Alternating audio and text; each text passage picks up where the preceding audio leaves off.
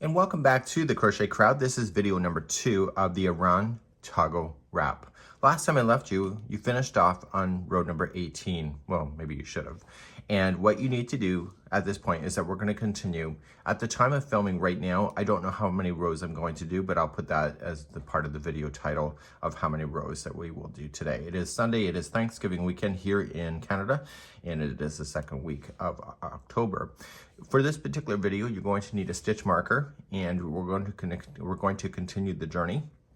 The stitch marker will be placed in row number 19, and then we're going to continue to work our way through here. So without further ado, one question came in. Somebody wants to change the bobbles out to something else. I don't want to suggest anything because I've not crocheted this full sample already. I don't know what the tension is going to be if you start changing up the stitches to something different, so it can change the way that it's flexing, and that's something that I don't want to really get involved with. So because I don't want to ruin it. So let's start with row number 19 next. So this is the end of row number 18. I am starting here. Row number 19 is a wrong side, and if you recall, so if you look at your stitch marker here, this is continuing over, so it's on the wrong side, which is great. So what we're going to do in this row here is that we're going to chain 1, and we're just going to single crochet ourselves all the way across, and including that first one here. And my goal is at the end of this row, which I'm going to ask you to do right now, is that on the 74th stitch over from this side, I want you to put in a stitch marker, and I'll show you that in just a few seconds from now. But just single crochet across, and then we'll place our stitch marker, and we'll continue along. I've come all the way across, and I verified that there's 148 single crochet, so I'm verifying that I'm back to where I need to be. So I was always at 148 stitches, but I wanted to make sure. So now we're going to go back to where we started the row, and you're going to count to the 74th stitch, and I'll meet you there, and grab your stitch marker and be ready. So I'm at the 74th one right here. So I'm going to stick in, it's this stitch right here, and I'm going to stick in like this. Then just grab the yarn, loop it, and pull it through. And so this is going to be representing the shoulder. So I can see it here, it's on the wrong side, and you'll also be able to see it on the right hand side as well. Let's move on to row number 20. So row number 20 has an interesting instruction, and when I'm looking at it, I'm thinking that the way that they're having us do it changes the direction at the shoulder point, which I just had you mark. But let's not panic yet, and let's just get ourselves there. And it says work all the way to the stitch marker, and then I'll pick you up then. So we're going to start with row number 20 by chaining 3, and that counts as a double crochet, and we're going to skip the first stitch out. You're going to double crochet into the next stitch. Okay, just like that. And then it states to skip the next 3 stitches, so 1, 2, 3, and treble into the 4th stitch away.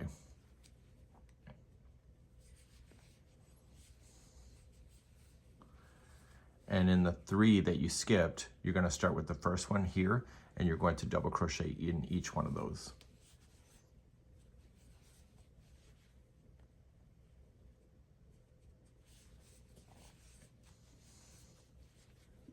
Okay, so, and how did I know to go behind? Because I'm looking at the right side of the work. So if I was to put this treble in behind, then it would be on the back of the project. So repeat from the asterisk. So we're going to skip the next 3. So 1, 2, 3, and you're going to treble into the 4th.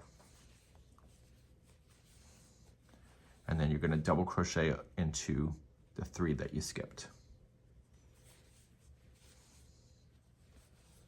So it says to do this all the way until you get to the shoulder marked with the stitch marker.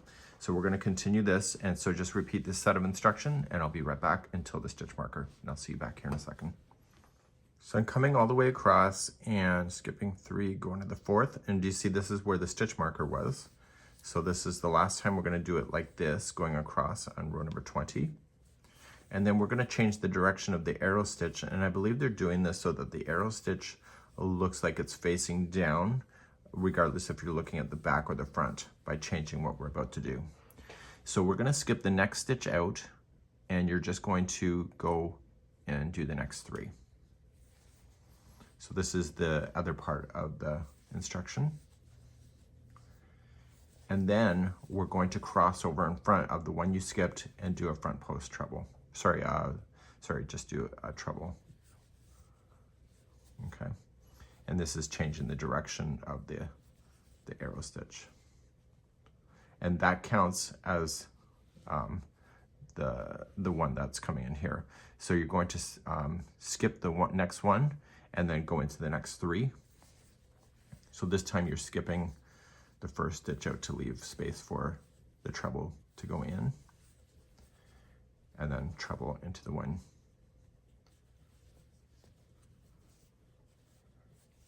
Did you get it? I'll show you one more time. So you skip the next one, double crochet in the next three,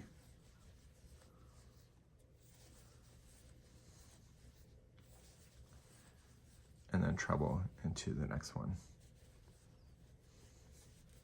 So please do this all the way across, and I'll see you at the end of the row, and just to show you how to finish, and I'll be right back. I'm coming up to the end of row number 20. If your math is right and you counted to make sure that you had 148 stitches, your last 2 stitches will just be a double crochet. Bada boom, bada bing. It's important on this particular project that you are keeping your stitch counts. So let's move on and turn over, and let's do row number 21. Now row 21, we are looking at the back of the project now, so we're about to duplicate what we just did to complete the arrow stitch. So the next arrows will come off like this, okay? So what we have to do is pay attention to that, and it's a little harder because it's on the back side, but it's not impossible. Let's begin.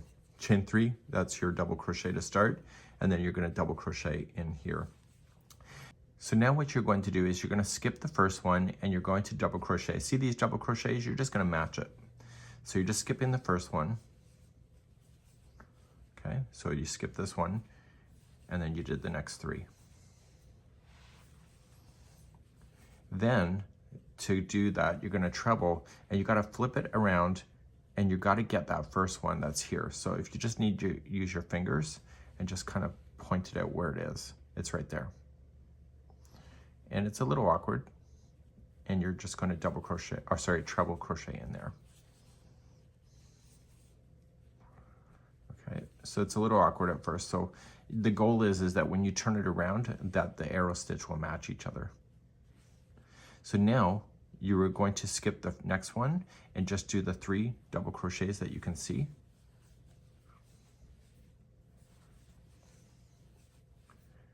And then treble into the one you skipped, which is right here. And just lean it forward and get it from behind. It's a lot easier to see this in person than it is on camera, I'm sure. Okay, so just take your time, make sure the stitches are in right. Remember, this thing is not a race. And if you're late for Christmas, a true friend will truly understand that. So skip the next one and double crochet the next 3.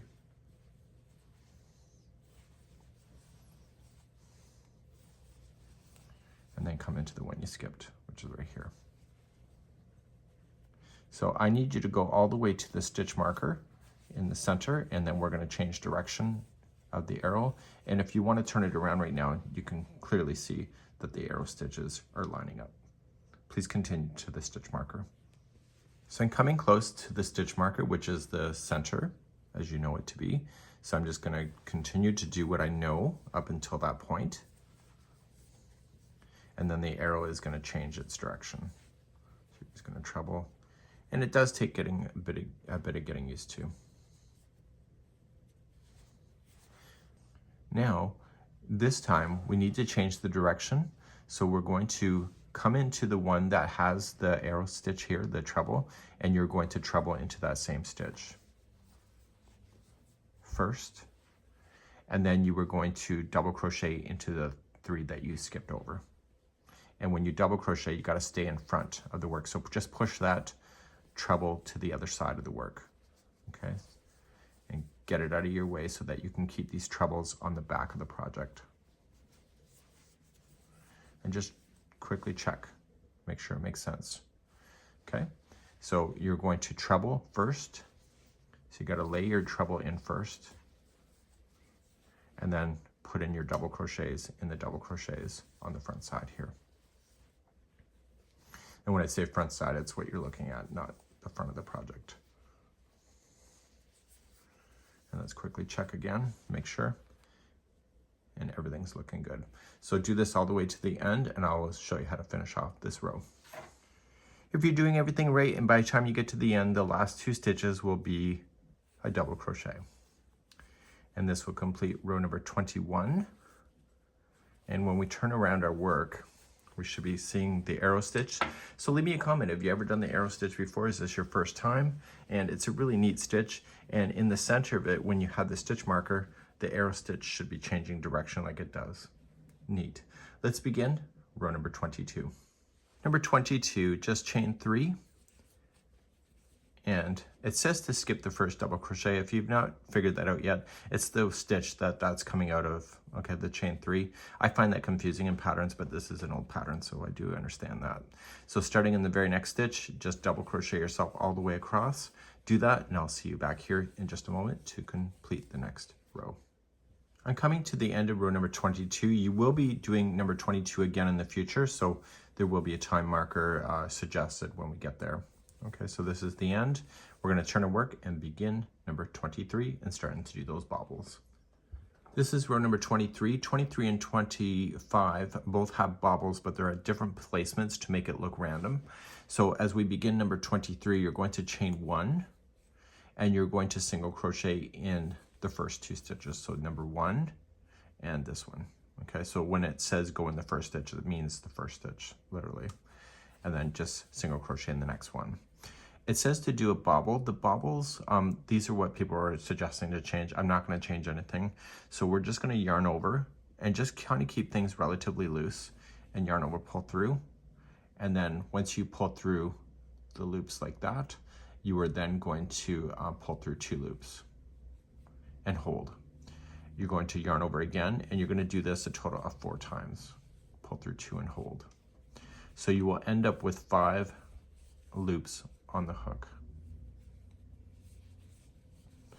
This stitch naturally goes back, and because we're on the back side of the project, and you can tell that by the stitch marker, these will literally appear on the front of the project. Once you have all 5 there, yarn over, pull through everything, and chain 1 locks it. Keep in mind that the designer is saying that the chain 1 does not count as a stitch in the future, so make sure you don't do that. So to continue the pattern, the next 3 are going to be a single crochet, and that causes that to squat down and towards the front of the project itself. So you do the next 3 and then bobble again. So yarn over, going in, pull through 2 and hold, and do that a total of 4 times. And you will see 5 loops on the hook.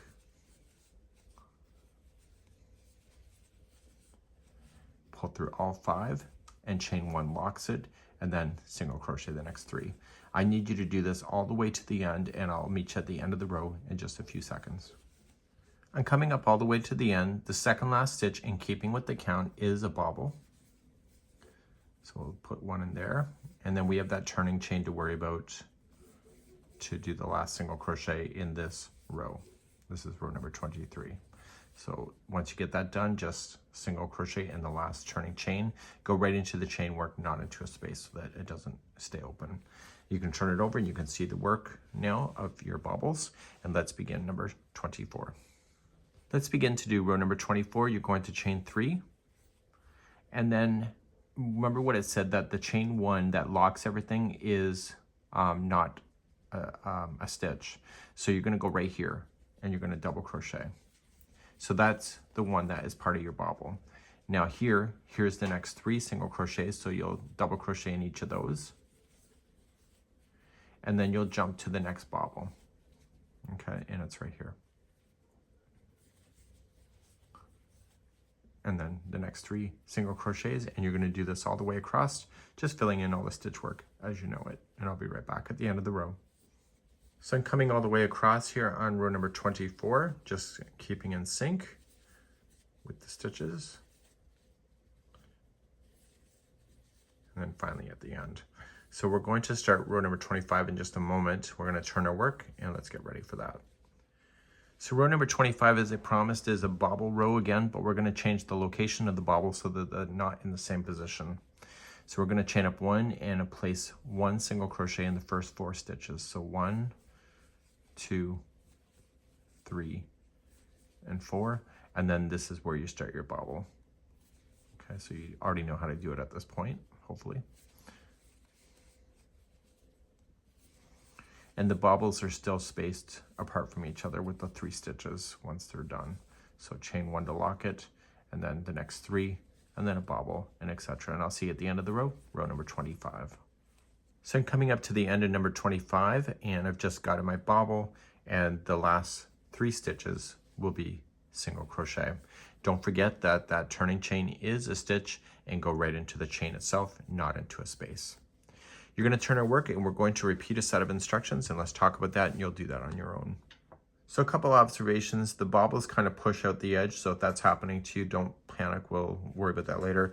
This, when you do basket weave kind of concepts that you see here, this provides a lot of tension. This is why I don't want to change any stitches in this project because of this stitch here.